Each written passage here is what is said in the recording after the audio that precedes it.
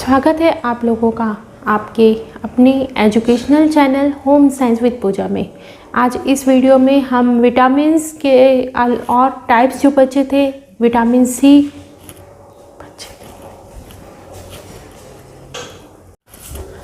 स्वागत है आप लोगों का आपके अपने educational channel Home Science with Pooja में। आज इस वीडियो में हम विटामिन्स पढ़ेंगे, vitamin C, vitamin D, vitamin E, vitamin K, और इनके जो टर्म्स हैं इम्पॉर्टेंट, उनके बारे में भी चर्चा करेंगे।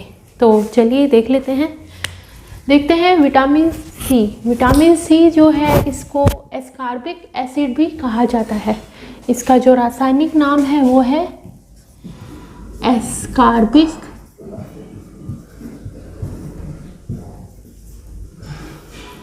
एसिड। एस्कॉर्बिक एसिड इसे कहा जाता है। विटामिन सी जो है सभी खट्टे फलों में प्राप्त होता है, जैसे कि नींबू, संतरा, आंवला। इस तरह के जो खट्टे फल हैं उनके अंदर विटामिन सी पाया जाता है। बात कर लेते हैं इससे होने वाले रोगों, मतलब विटामिन सी की कमी यानी एस्कॉर्बिक एसिड की कमी से होने वाले रोगों के बारे में। तो इसमें जो है स्कर्वी देखा जाता है। स्कर्वी जो है 24 माह से 2 साल तक के बच्चों में देखा जाता है। तो एस्कॉर्बिक एसिड यानी विटामिन सी की कमी से स्कर्वी रोग देखा जाता है। ये 2 तरह से इसे बांटा गया है। इसे जो है किन किन वर्ग के लोगों में होता है, इस हिसाब से इसे बांटा गया है। तो पहला जो स्कर्वी है वो जो है चाइल्ड स्कर्वी। चाइल्ड स्कर्वी, इसे चाइल्ड स्कर्वी क्यों कहा जाता है? क्योंकि ये बच्चों में मेनली होता है और इसमें 24 माह से 2 साल तक के बच्चों में ये देखा जाता है। 24 मंथ से लेके 2 ईयर के बच्चों में चाइल्ड स्कर्वी देखा जाता है। ये रीज़न इसका होता है कृत्रिम दूध की वजह से। अगर माताएं अपना दूध नहीं पिलाती हैं और कृत्रिम दूध बच्चों को दिया जाता है, जैसे कि पाश्चुरीकृत जो दूध होता है, उसके सेवन से बच्चों में चाइल्ड स्कर्वी देखा जाता है। इसमें होता क्या है, त्वचा जो है उसके नीचे ब्लीडिंग होनी शुरू हो जाती है। त्वचा के नीचे ब्लीडिंग होती है, रक्त स्त्रवण, त्वचा के नीचे ब्लीडिंग होनी शुरू हो जाती है और हड्डियों के जो सिरे हैं उन पर सूजन दिखाई देती है। मान लीजिए ये हड्डी है, इनके सिरे जो हैं यहाँ पर सूजन दिखाई देती है। अगर ये रोग बहुत ज़्यादा बढ़ जाता है तो बच्चे की मृत्यु भी हो जाती है। तो फिर से देख लीजिए, चाइल्ड स्कर्वी कौन सी आयु में होता है? बच्चों में होता है। और कौन सी आयु में होता है? 24 मंथ से लेके 2 ईयर तक के बच्चों में देखा जाता है। इसमें होता क्या है, त्वचा के नीचे ब्लीडिंग होनी शुरू हो जाती है, साथ ही जो हड्डी है उसके सिरों पर सूजन दिखाई देती है। जो हड्डी है उसके सिरों पर सूजन। तो हमने बात कर ली कि चाइल्ड जो स्कर्वी होता है वो किस में होता है? बच्चों में होता है। और इसमें क्या देखा जाता है? मेनली त्वचा के नीचे ब्लीडिंग और साथ ही हड्डी के जो सिरे हैं, हड्डी के सिरों के नीचे जो हड्डी के सिरे होते हैं, ये मान लीजिए ये हड्डी के सिरे हैं, यहाँ पर सूजन दिखाई देती है। नेक्स्ट हम बात कर लेते हैं वयस्कों में स्कर्वी किस तरह का होता है और उसमें क्या क्या सिम्टम्स दिखाई देते हैं। वयस्कों के अंदर एडल्ट स्कर्वी कहते हैं इसको, adult scurvy. Adult scurvy, adult scurvy का मतलब है 18 साल से लेके 35 साल तक के जो लोग हैं उनमें ये देखा जाता है। और इसमें भी रक्त स्त्राव होता है, रक्त स्त्राव होता है। साथ ही मसूड़ों में दर्द होता है, मसूड़ों के अंदर, मसूड़ों में दर्द,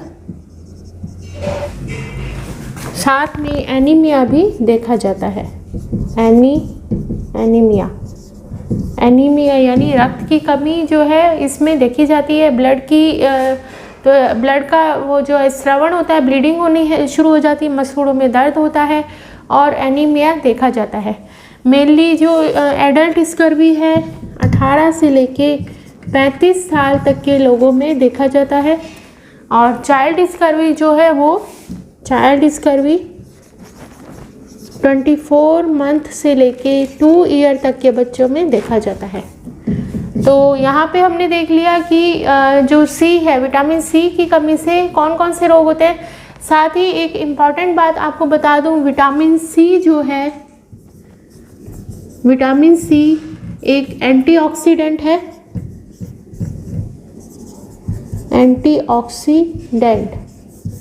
विटामिन सी जो एक एंटीऑक्सीडेंट है, विटामिन सी के साथ साथ विटामिन ए, विटामिन ई भी एंटीऑक्सीडेंट हैं। और अभी जैसा कि कोरोना का समय चल रहा है, ऐसे समय में डॉक्टरों के द्वारा भी विटामिन सी की गोलियां और विटामिन सी से संबंधित जो स्रोत हैं जैसे कि खट्टे फल हैं और विटामिन ए, विटामिन ई और विटामिन सी जो है डॉक्टर के द्वारा प्रिस्क्राइब किया जाता है, क्योंकि ये एंटीऑक्सीडेंट होते हैं। इस वजह से हमारे शरीर को जो रोगाणु है, जो वायरस है, उनसे लड़ने की क्षमता प्रदान करते हैं। इस वजह से जो है हमें एंटीऑक्सीडेंट जो विटामिन्स हैं, विटामिन ए, विटामिन सी और विटामिन ई, इनका सेवन करना चाहिए। सही मात्रा में इनका सेवन हमारे द्वारा किया जाना। विटामिन ए, विटामिन ई और विटामिन सी क्या है? एक एंटीऑक्सीडेंट है,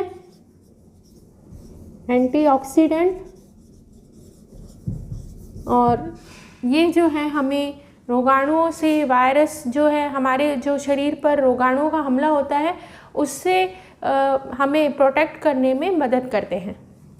तो चलिए बात कर लेते हैं विटामिन डी के बारे में।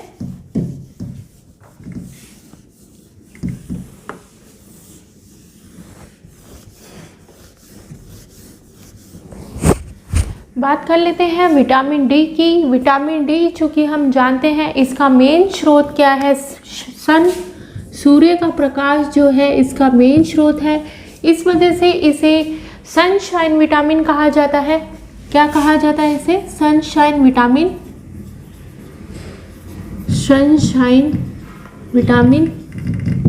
इसके साथ ही ये हमारी रिकेट्स से रक्षा करता है, इस वजह से इसे एंटी रिकेट्स भी कहा जा सकता है। Anti rickets. साथ ही इसे हम रिकेट्स रोधी भी कह सकते हैं। रिकेट्स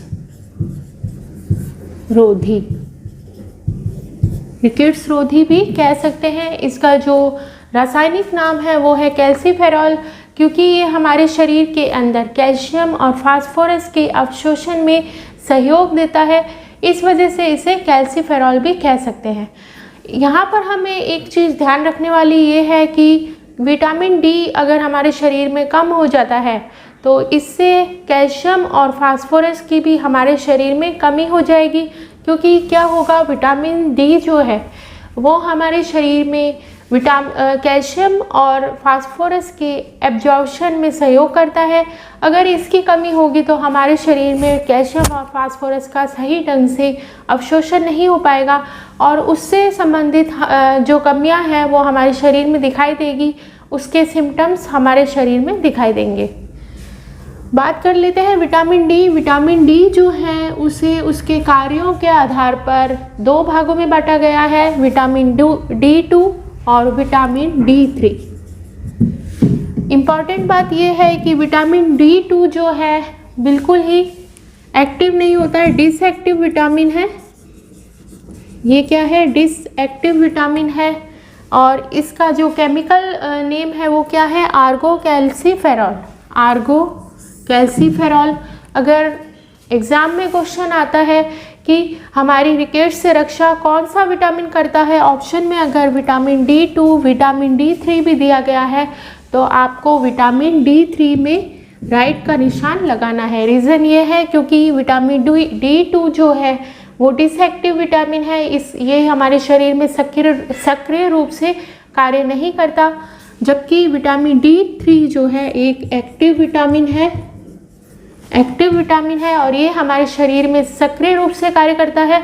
साथ ही रिकेट्स से हमारी रक्षा करता है, रिकेट्स जो रोग है उसको ख़त्म करने में हमारा सहयोग करता है। विटामिन D3 जो है इसे कैल्सीफेरॉल कहा जाता है। जैसे कि विटामिन D जो है इसका भी नाम कैल्सीफेरॉल है, D3 क्योंकि ये एक्टिव है इस वजह से इसका नाम क्या है, कैल्सीफेरॉल। यही विटामिन हमारे शरीर में कैल्शियम और फास्फोरस के अवशोषण में भी सहयोग करता है। कैल्शियम और फास्फोरस के सहयोग में कौन सा विटामिन सहयोग करेगा, विटामिन D3 जिसका रासायनिक नाम है कैल्सीफेरॉल। इस कैल्सीफेरॉल का परिवर्तन जो है 7-डिहाइड्रोकैल्सीफेरॉल में हो जाता है। हमारे शरीर में कैल्सीफेरॉल जब जाता है तो इसका परिवर्तन किस में हो जाता है, 7-डिहाइड्रोकैल्सीफेरॉल में। बहुत ही इम्पॉर्टेंट है, एग्ज़ाम में पूछा जा सकता है कि जो विटामिन D3 है यानी कैल्सीफेरॉल है ये हमारे शरीर में जाकर किस रूप में परिवर्तित हो जाता है, तो आंसर क्या होगा, 7-डिहाइड्रो जो है कैल्सीफेरॉल जो है वो हमारे शरीर में परिवर्तन हो जाता है, उसका किसका होता है, कैल्सीफेरॉल यानी D3 का।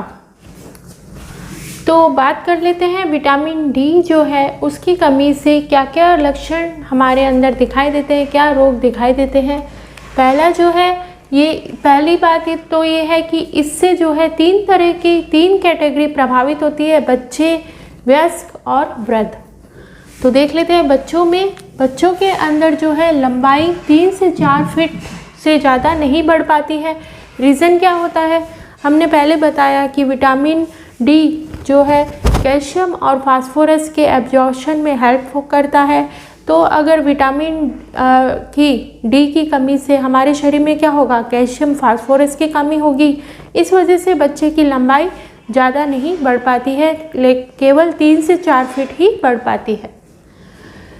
ये रोग जो है 3 से 8 माह में देखा जाता है।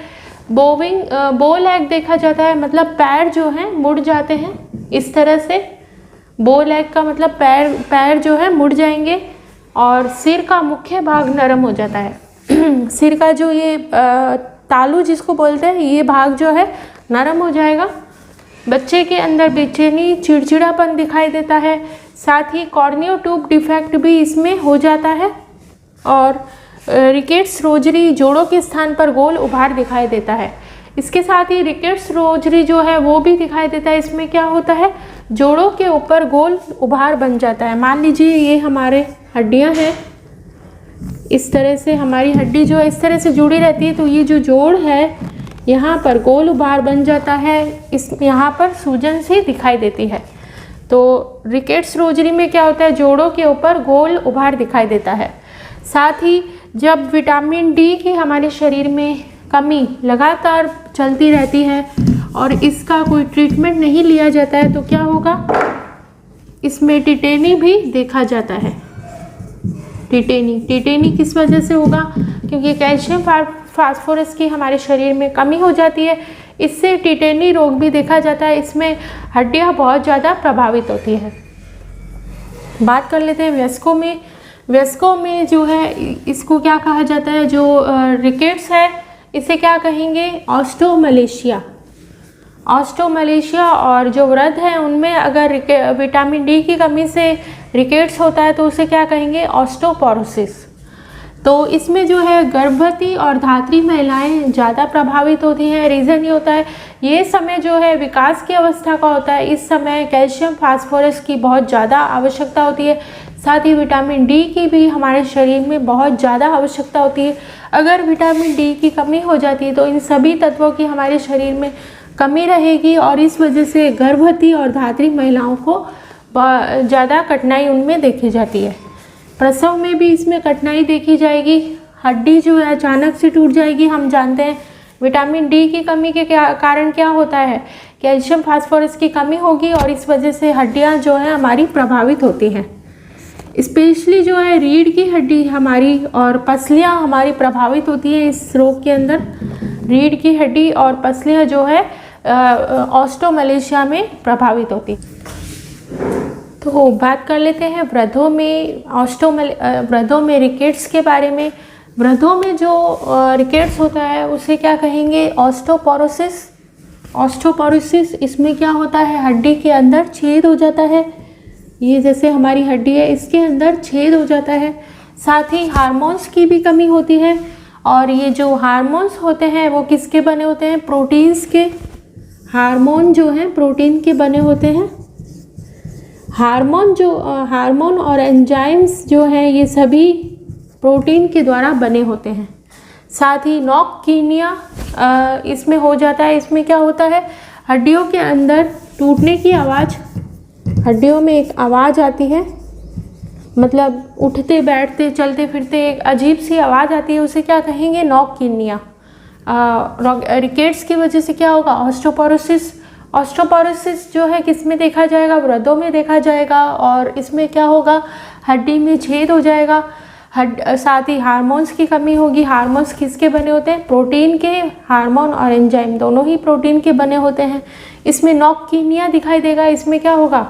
चलते फिरते समय जब चलेंगे फिरेंगे या उठने के टाइम ज़्यादातर घुटनों में जो है एक आवाज़ आती है, इसे क्या बोलेंगे? नॉककीनिया। तो यहाँ पर हम देख चुके हैं और चलिए बात कर लेते हैं कि इसके स्रोत सबसे मेन स्रोत तो हम जानते हैं सन रेज जो है। साथ ही समुद्री फल, समुद्री जीव हैं, फल हैं, ये सभी जो हैं विटामिन डी के उच्च स्रोत हैं। तो ये हमारा विटामिन डी जो है यहाँ पर कंप्लीट होता है। तो बात कर लेते हैं विटामिन ई के बारे में। विटामिन ई भी जो है एंटीऑक्सीडेंट विटामिन है।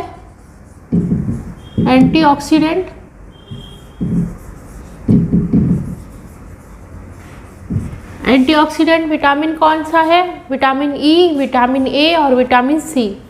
और विटामिन ई जो है प्रजनन क्षमता प्रदान करता है, इस वजह से इसे प्रजनन क्षमता करने वाला विटामिन भी कहा जाता है। साथ ही जो विटामिन ई है उसका रासायनिक नाम है टोकोफेरॉल।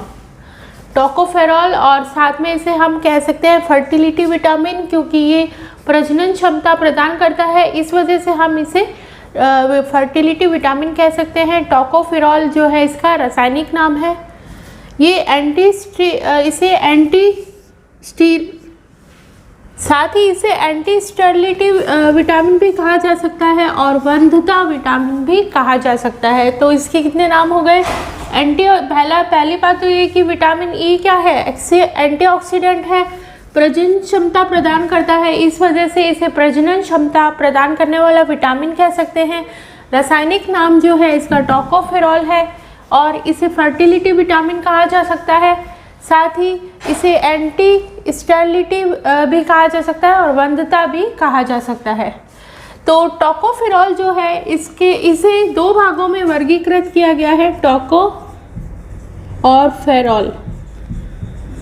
टोकोफेरॉल को दो भागों में वर्गीकृत किया गया है। पहला वर्ड है टोकोस और दूसरा है फेरॉल। यहाँ पर टोको का मतलब है शिशु जन्म और फेरॉल का मतलब है संपन्न करना। तो यहाँ पर जो विटामिन ई है इसके रासायनिक नाम से हमें यहाँ पर पता चल जाता है कि टोकोफेरॉल क्या है। तो टोकोफेरॉल के रासायनिक नाम का जब हम इसे क्लासिफिकेशन करते हैं तो टोकोफेरॉल बनता है। टोको का मतलब है शिशु जन्म और फेरॉल का मतलब है संपन्न करना। इससे पता चलता है कि विटामिन ई क्या है? प्रजनन क्षमता प्रदान करने वाला विटामिन है। और यहाँ पर इसके कार्य हैं वसा विघटन को कम करना, वसा का जो टूट फूट होती है, वसा का ब्रेकडाउन जो होता है उसको ये कम करता है। साथ ही आरबीसी के निर्माण में सहायक है और न्यूक्लिक एसिड और प्रोटीन मेटाबॉलिज्म में भी सहायक है। न्यूक्लिक एसिड और प्रोटीन मेटाबॉलिज्म जो है उसमें भी कौन सहायक है? Vitamin E. और साथ ही ये वसा यौगिक है। तो यहाँ पर हमने देख लिया विटामिन ई यानी टोकोफेरॉल के बारे में। ये प्रजनन क्षमता प्रदान करने वाला विटामिन है। इसे अगर बांटा जाए, वर्गीकृत किया जाए इसके नाम को, तो क्या बनता है? टोको और फेरॉल। टोको का मतलब है शिशु जन्म और फेरॉल का मतलब है संपन्न करना। इसके कार्य अगर देखे जाए तो वो है वसा विघटन को कम करना, आरबीसी का निर्माण करना, न्यूक्लिक एसिड और प्रोटीन मेटाबॉलिज्म में भी ये सहायक होता है। वसा का यौगिक होता है। तो यहाँ पर हमने जो विटामिन ई है उसके बारे में एक मिनट। तो यहाँ पर हमने विटामिन ई के बारे में डिस्कस कर लिया। जो इम्पॉर्टेंट टर्म्स थी वो हमने डिस्कस कर ली, जो कि नेट के एग्ज़ाम में आ सकती है। नेक्स्ट हम पढ़ते हैं विटामिन के। तो अब बात कर लेते हैं विटामिन के बारे में। विटामिन के जो है हमारे शरीर में रक्त का थक्का बनाने में सहायक होता है। जब भी हमारे कोई इंजरी हो जाती है, कहीं चोट लग जाती है, तो जो ब्लड बहता है और वो थोड़ी देर में, थोड़े ही क्षण में बंद हो जाता है, उसका रीज़न क्या होता है कि विटामिन के जो है एक जाल सा बना देता है वहाँ पर, और इस वजह से जो है हमारा जो रक्त है बहना बंद हो जाता है। तो ये रक्त का थक्का बना देता है, इस वजह से जो है रक्त हमारा बहना बंद हो जाता है। तो पहले तो इसका देख लेते हैं नाम। पाइलोक्विनोन, पाइलोक्विनोन कहते हैं इसका रासायनिक नाम है। विटामिन के जो है उसका रासायनिक नाम है पाइलोक्विनोन। और इसे एंटी हेमरेज कहते हैं, क्योंकि एंटी हेमरेज इसलिए क्योंकि इंजरी हुई हो तो रक्त को बंद करने में ये सहायक होता है। साथ ही प्रतिरक्त स्त्रावी कारक भी कहा जा सकता है, और साथ ही कोंगुलेटिव भी इसे कहा जा सकता है। ये विटामिन जो है, विटामिन के जो है जमने वाला विटामिन है, और इसके फंक्शन है रक्त का थक्का बनाना, इसका इम्पॉर्टेंट फंक्शन है। कोएंजाइम के रूप में कार्य करता है। ये कई सारे मतलब अगर किसी विटामिन का कार्य हमारे शरीर में कम हो जाता है या उसकी कमी हो जाती है, तो उसके रूप में ये हमारे शरीर में जो है रक्त का थक्का बनाने में कार्य करता है। विटामिन के जो है कोएंजाइम के रूप में कार्य करता है। साथ ही प्रोथेम्बिन बनाने में भी सहायक होता है। प्रोथेम्बिन ही जब इंजरी हो जाती है, जब अगर इंजरी हो जाती है हमारे किसी शरीर के हिस्से में, तो प्रोथेम्बिन ही हमारे उस इंजरी वाली स्थान पर जाल बना देता है रक्त कणिकाओं का, उसकी वजह से ब्लड रुक जाता है। तो विटामिन के जो है क्या करता है? प्रोथेम्बिन बनाने में सहायक होता है। प्रोथेम्बिन ही जहाँ पर इंजरी हुई होती है वहाँ पर प्रोथेम्बिन एक रक्त कणिकाओं का जाल बना लेता है। रक्त कणिकाएं जो हैं उनका जाल बना देता है, और ये इस जाल की वजह से जो है ब्लड हमारा रुक जाता है। तो जो विटामिन के है प्रोथेम्बिन बनाने में सहायक होता है, इस वजह से ये थक्का बनाने का कार्य करता है। नेक्स्ट है, इसकी कमी से हाइपोप्रोथेम्बिन एनीमिया हो जाता है। हाइपोप्रोथेम्बिन एनीमिया में प्रोथेम्बिन की शरीर में कमी हो जाती है और इंजरी होने पर ब्लड नहीं रुकता है। कई बार ब्लड ज़्यादा बह जाने की वजह से व्यक्ति की मृत्यु भी हो जाती है। कमी से जो है हाइपोप्रोथेम्बिन एनीमिया हो जाता है। इसमें होता क्या है, प्रोथेम्बिन की कमी हो जाती है, इस वजह से इंजरी हुई वाले जो स्थान होता है इंजरी वाला, वहाँ से रक्त बहना शुरू हो जाता है और वो रक्त जो है रुकता नहीं है। कई बार उस अधिक ब्लड बहने की वजह से इंसान की मृत्यु भी हो जाती है। तो अब बात कर लेते हैं इसके स्रोत के बारे में। तो इसमें एक बहुत ही इम्पॉर्टेंट टर्म है अल्फ़ा।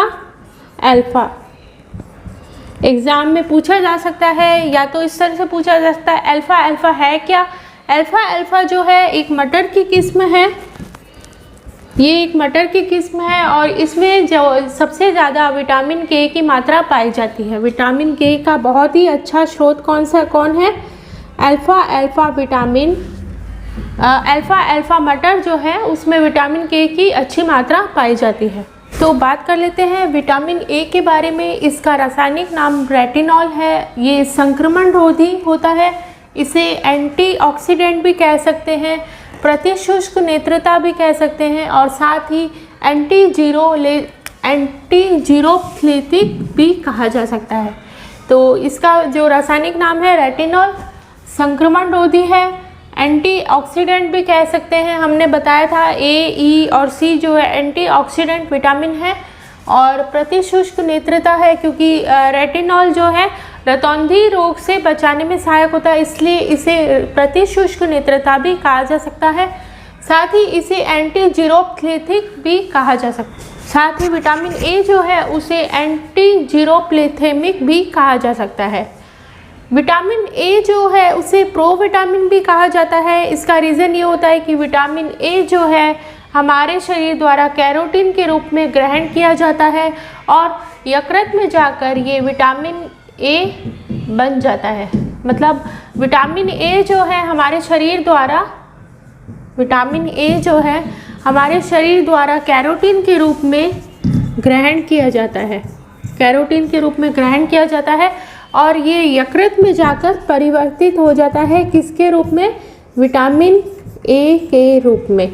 तो इस वजह से विटामिन ए को प्रोविटामिन भी कहा जाता है, प्रोविटामिन भी कहा जाता है। विटामिन ए की कमी के कारण रतौंधी रोग हो जाता है। रतौंधी रोग में अंधेरे में दिखाई देने की क्षमता समाप्त हो जाती है। अंधेरे के अंदर जो है हमारी आंखें जो है अंधेरे में नहीं देख पाती है। ये जो है फर्स्ट स्टेज है। इसकी सेकंड स्टेज जो है वो है वाइट आउट स्पॉट, जिसके बारे में हम चर्चा अभी करते हैं।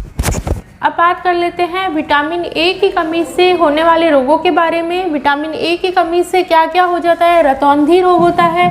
इसके अंदर क्या होगा? अंधेरे में देखने की क्षमता समाप्त हो जाती है। वाइट आउट स्पॉट होता है। वाइट आउट स्पॉट में कार्निया पर भूरा स्पॉट हो जाता है। कार्निया जो है हमारी आँखों की, उस पर भूरे रंग का स्पॉट हो जाता है और ये इसका आकार क्या होता है? तिकोना। ये तिकोने आकार का जो है हमारी कार्निया पर भूरा स्पॉट हो जाता है। किसमें? वाइट आउट स्पॉट में। नेक्स्ट है फोटोफोबिया। ये भी जो है अंधेरे में कम दिखाई देने की एक तरह की डिजीज़ होती है। बात कर लेते हैं कंजक्टिवा जीरोसिस। कंजक्टिवा जीरोसिस में कंजक्टिवा जो है सूखा और झुर्रीदार हो जाता है, सूखा और झुर्रीदार। और इसके बाद भी अगर सही ट्रीटमेंट नहीं दिया जाता है तो कार्निया हो जाता है, कार्निया जीरोसिस। कार्निया जीरोसिस के अंदर हमारी अश्रु ग्रंथियाँ सूख जाती हैं। हम सभी जानते हैं जो आंसू है हमारी आंखों को स्वच्छ करने का कार्य करते हैं। अश्रु ग्रंथियाँ जब सूख जाती हैं तो हमारी आंखें बहुत ज़्यादा इसके द्वारा इन्फेक्ट होती है। लास्ट जो है वो है केरेटोमलेशिया। जब बहुत ज़्यादा ये बीमारी बढ़ जाती है तो लास्ट जो स्टेज आती है वो है केरेटोमलेशिया। केरेटोमलेशिया में श्लेष्मिक झिल्ली जो है वो टूट जाती है और भीतरी हिस्सा गलने लगता है। आँखों के अंदर जो श्लेष्मिक झिल्ली होती है, श्लेष्मिक झिल्ली टूट जाती है। श्लेष्मिक झिल्ली जो है टूट जाएगी और आँखों के और साथ ही साथ अंदर ही अंदर गलना भी शुरू हो जाती है। श्लेष्मिक झिल्ली टूटने के बाद वो अंदर ही अंदर गलना शुरू हो जाती है। इससे कई बार आँखों में इन्फेक्शन भी हो जाता है। तो नेट में एक क्वेश्चन भी पूछा गया था कि विटामिन ए की कमी से होने वाले जो रोग हैं उन्हें क्रम में लगाइए। तो इस तरह से हम लगा सकते हैं। फर्स्ट स्टेज क्या है? रतौंधी। सेकंड है white out spot. White out spot में कार्निया पर भूरा स्पॉट हो जाता है और ये कौन से आकार का होता है? तिकोने आकार का होता है। इसके बाद हो जाएगा फोटोफोबिया। फिर होगा कंजक्टिवा जीरोसिस। इसमें कंजक्टिवा जो है सूख जाती है, झुर्रीदार हो जाती है। नेक्स्ट है कार्निया जीरोसिस। इसमें अश्रु ग्रंथियाँ सूख जाएंगी बिल्कुल ही। और लास्ट जो है वो है केरेटोमलेशिया। इसमें श्लेष्मिक झिल्ली टूट जाती है और अंदर ये गलना शुरू हो जाती है। तो यहाँ पर हमने देख लिया विटामिन ए की कमी से कौन कौन से रोग होते हैं। तो बहुत ज़्यादा तेज प्रकाश होता है, उसके लिए आँखों में असहनशीलता उत्पन्न हो जाती है। आँखें जो है हमारी नहीं खुल पाती है फोटोफोबिया के अंदर, तेज प्रकाश को हमारी आंखें सहन नहीं कर पाती हैं। तो इसके बाद जो है ये सारी बीमारियों के बाद भी 3 बीमारियां और आती हैं बहुत ज़्यादा, जब स्थिति खराब हो जाती है तो उसके बाद में आती है ग्लूकोमा। ग्लूकोमा क्या है? कैरेटोमलेशिया की,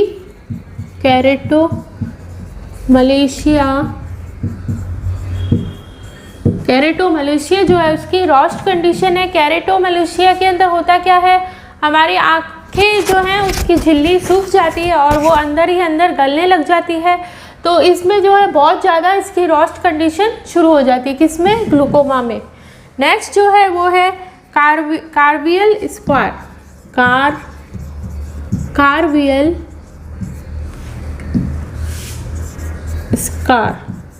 कार्वियल स्कार में हमारी अस्थियां और उपास्थियां जो हैं,